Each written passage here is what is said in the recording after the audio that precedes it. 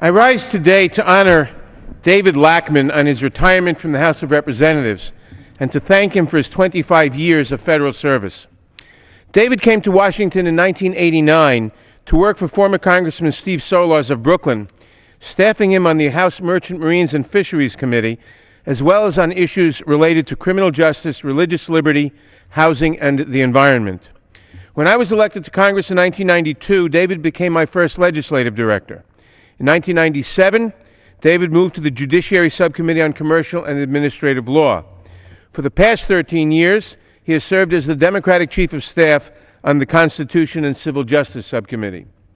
As an expert on the First Amendment, and particularly on issues of religious liberty and church-state relations, David was instrumental in the passage of the Religious Freedom Restoration Act and the Religious Land Use and Institutionalized Persons Act. He's also one of the foremost experts in the House on bankruptcy, a very technical and complicated area of law, but one that affects millions of people. Over the last 25 years, David has worked tirelessly to advocate for the rights and well-being of people who are most in need of Congress protection, but who do not have access to high-priced lobbyists.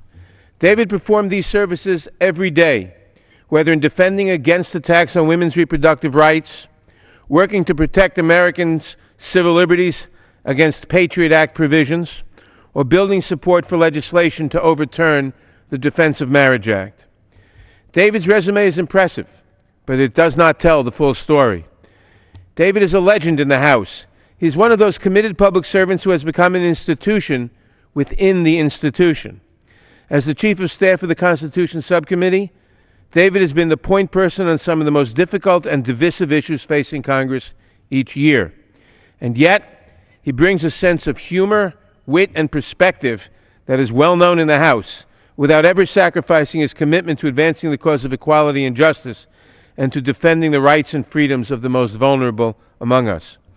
He has provided members of Congress, staff, and advocates with a wealth of expertise and institutional memory on a wide range of issues that will be difficult, if not impossible, to replace.